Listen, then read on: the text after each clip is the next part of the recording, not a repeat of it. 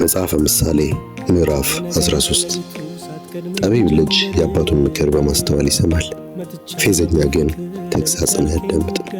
ሰው ከከንፈሩ ፍሬ መልካም ነገር ያገኛል፣ ወስላቶች ግን ዓመፅን ይናፍቃሉ። አንደበቱን የሚጠብቅ ሕይወቱን ይጠብቃል፣ አፉ እንዳመጣለት የሚናገር ግን ይጠፋል።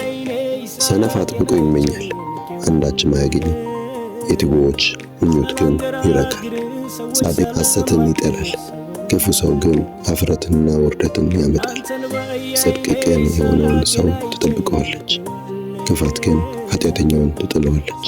ምንም ሳይኖረው ባለጠጋ መስሎ የሚታይ ሰው አለ። ሌላው ድሃ መስሎ ይታያል፣ ግን ብዙ ሀብት አለው። የሰው ሀብቱ ለሕይወቱ ቤዛ ሊሆነው ይችላል፣ ድሃው ግን ስጋት የለበትም። የጻድቃን ብርሃን ደምቆ ይበራል፣ የክፉዎች መብራት ግን ይጠፋል።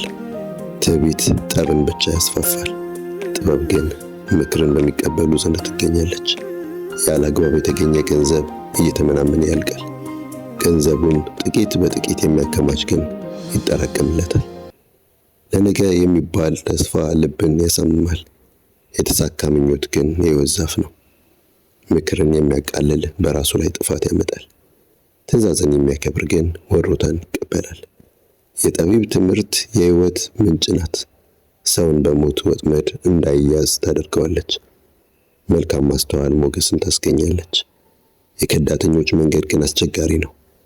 አስተዋይ ሰው ሥራውን በእውቀት ያከናውናል፣ ተላላ ግን ሞኝነቱን ይገልጣል።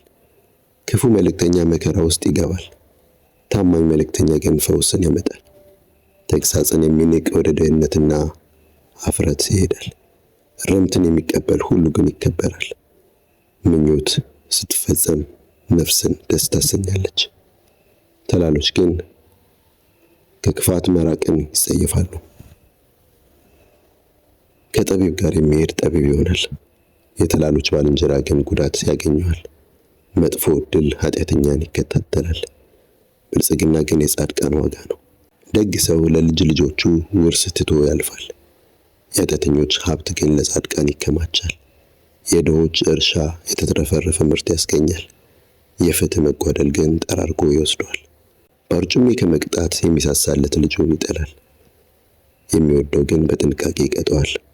ጻድቅ እስኪጠግብ ድረስ ይበላል፣ የክፉዎች ሆድ ግን እንደተራበ ይኖራል። መጽሐፈ ምሳሌ ምዕራፍ 13 ጠቢብ ልጅ የአባቱን ምክር በማስተዋል ይሰማል፣ ፌዘኛ ግን ተግሣጽን አያዳምጥም። ሰው ከከንፈሩ ፍሬ መልካም ነገር ያገኛል፣ ወስላቶች ግን ዓመፅን ይናፍቃሉ። አንደበቱን የሚጠብቅ ሕይወቱን ይጠብቃል፣ አፉ እንዳመጣለት የሚናገር ግን